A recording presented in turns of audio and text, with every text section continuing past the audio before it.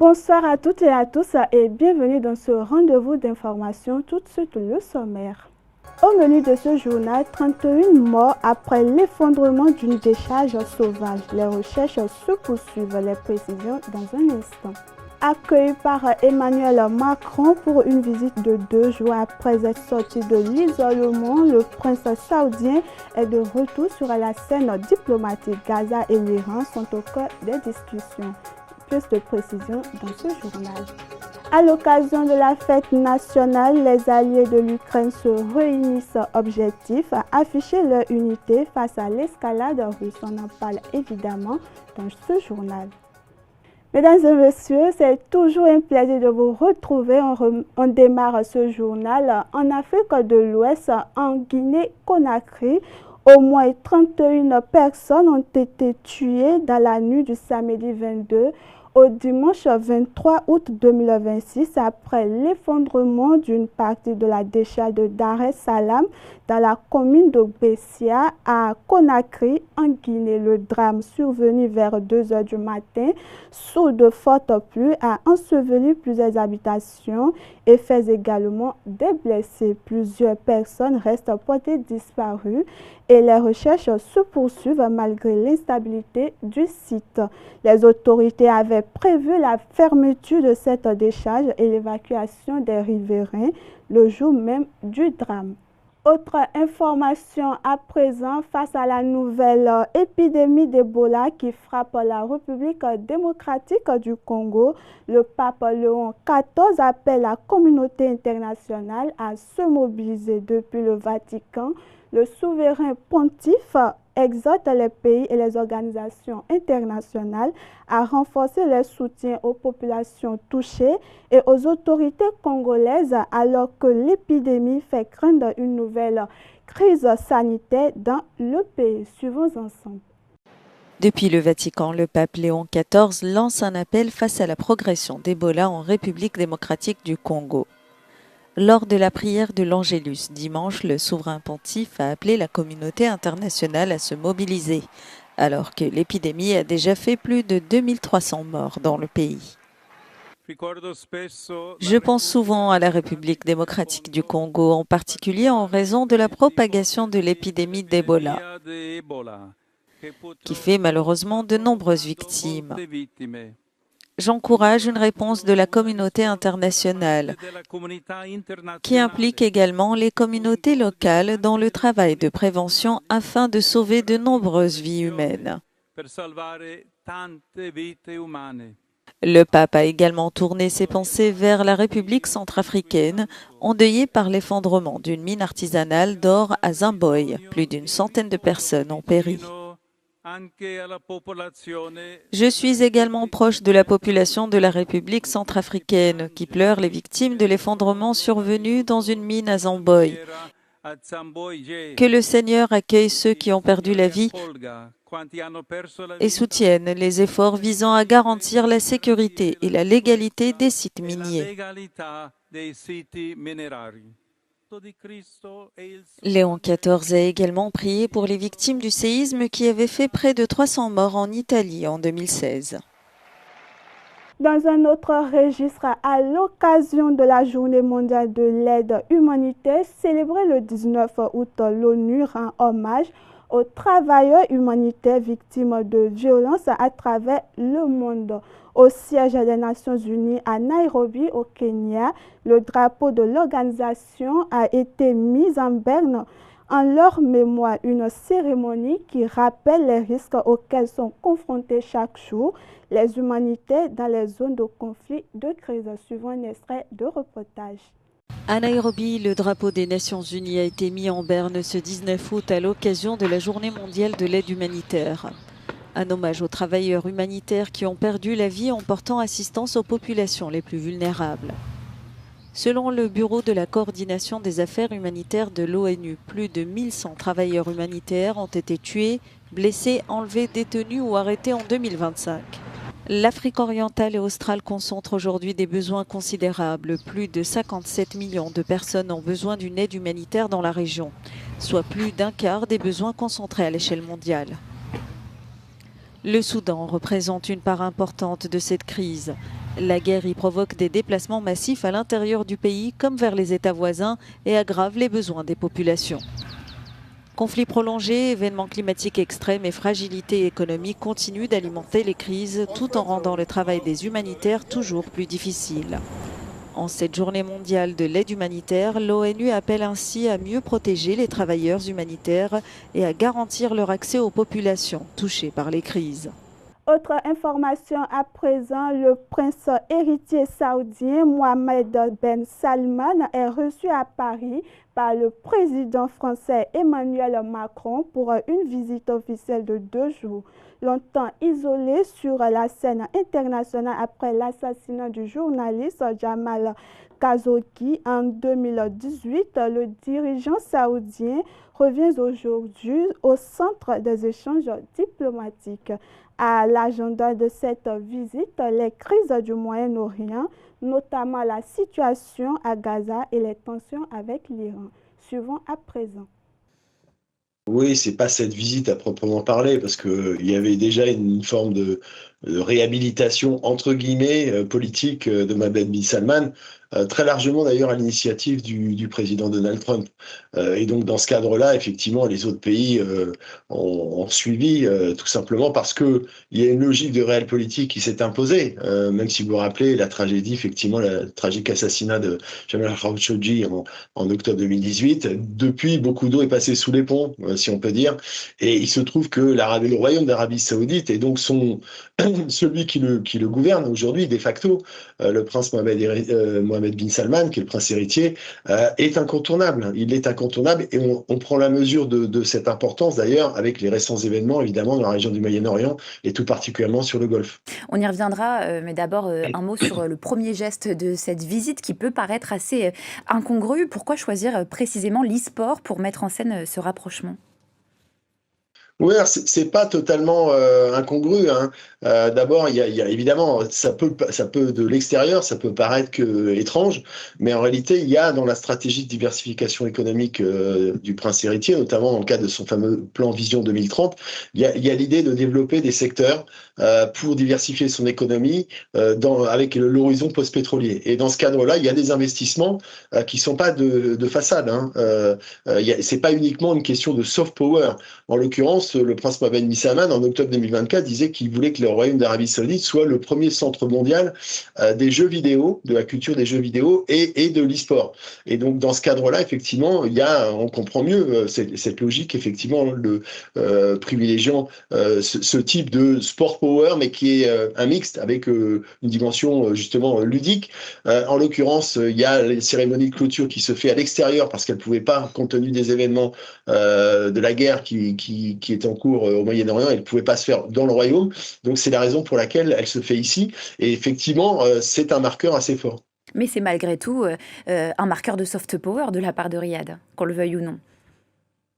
Oui, de facto, mais ça se réduit pas à ça, parce que souvent on a tendance à penser que c'est exclusivement une logique de soft power, d'influence, alors que de manière sous-jacente, il y a une vraie stratégie de rentabilité économique.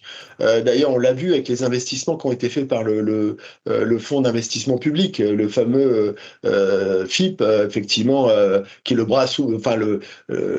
fonds souverain saoudien, qui a beaucoup investi dans l'économie des jeux vidéo, en faisant des rachats très important, notamment par rapport à aux grands constructeurs et aux grands créateurs, justement. Dans un autre registre, à moins d'un an de l'élection présidentielle en France, la gauche se retrouve confrontée à une forte fragmentation. Une dizaine de candidatures sont déjà déclarées ou envisagées, parmi lesquelles celle de Jean-Luc Mélenchon, Raphaël Glucksmann, Marine Tondelier, Olivier Faure, François Ruffin, Clémentine Autain et Fabien Roussel. Cette multiplication des prétendants illustre les profondes divisions au sein de la gauche française à l'approche du scrutin. Suivons ensemble un extrait de reportage.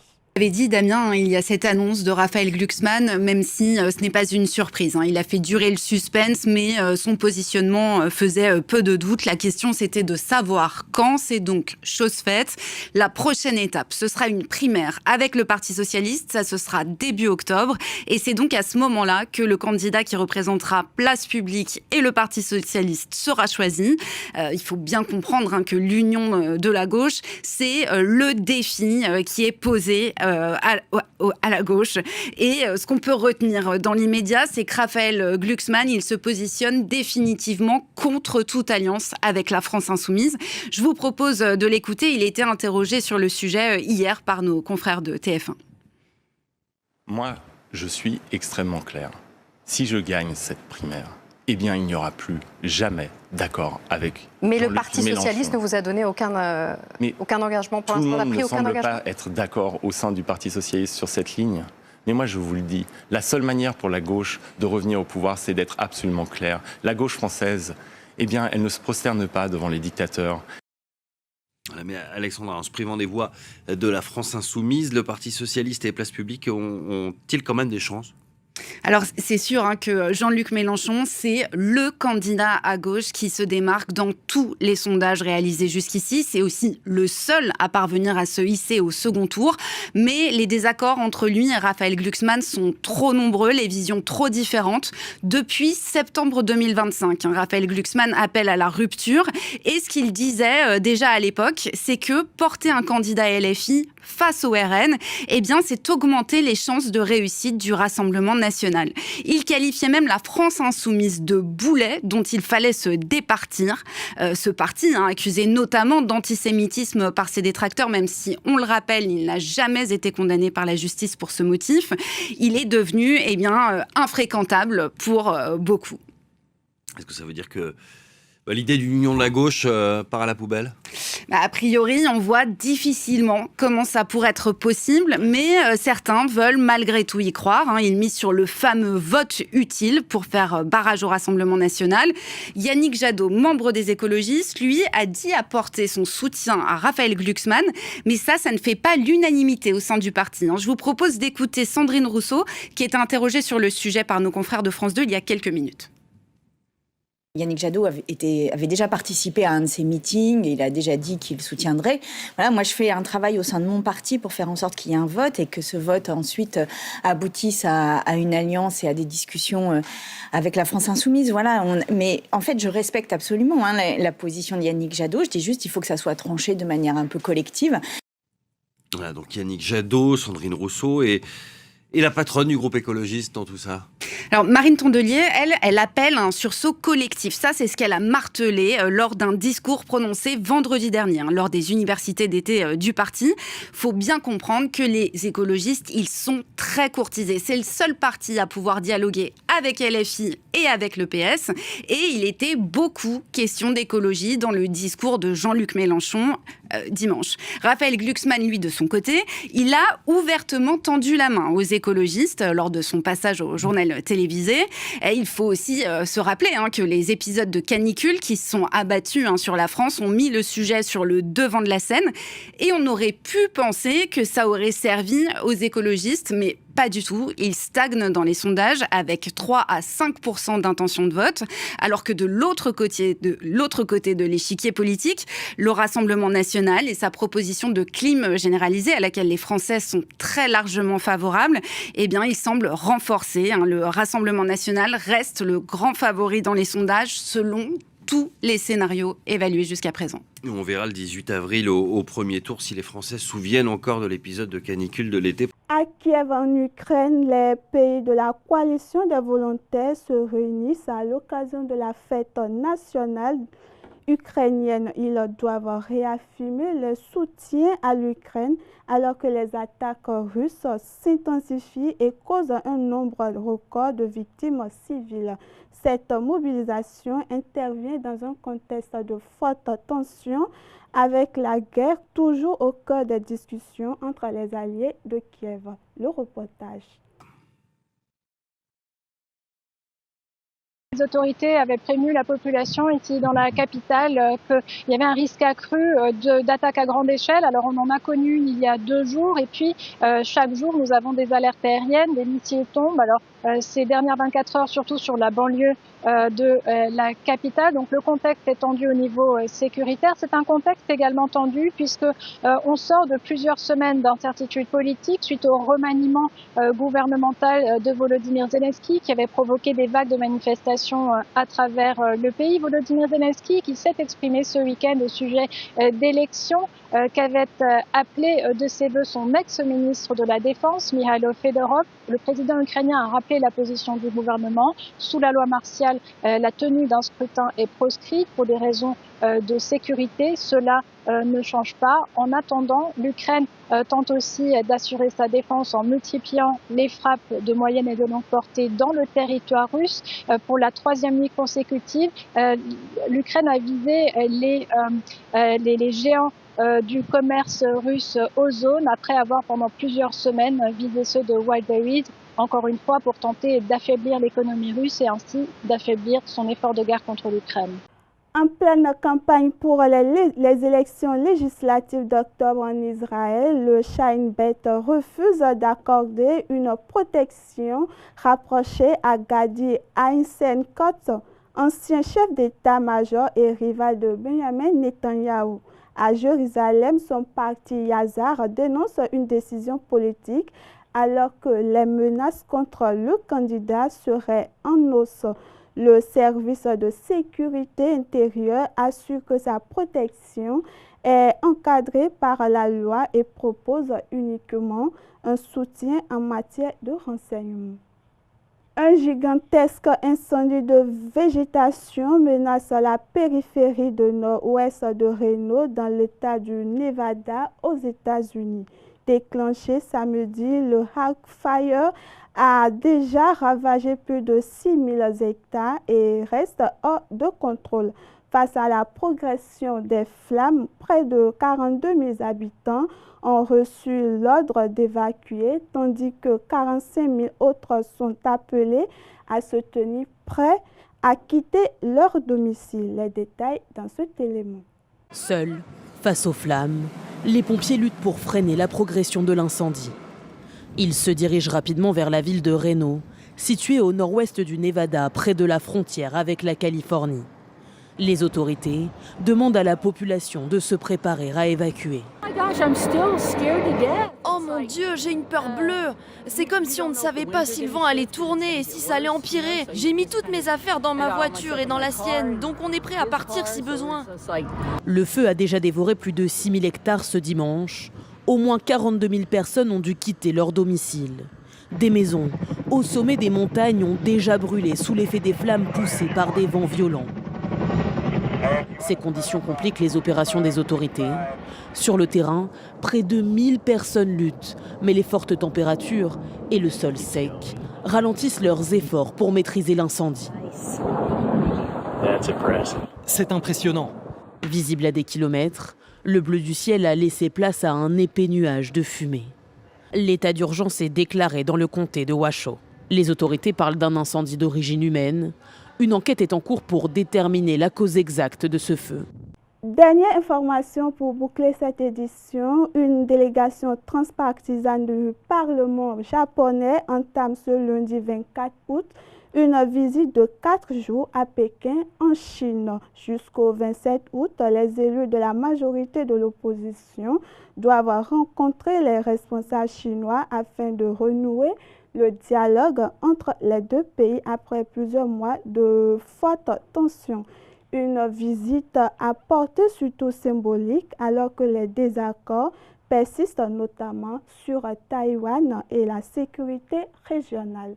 Mesdames et messieurs, voilà qui met fin à cette édition. Merci de nous avoir suivis.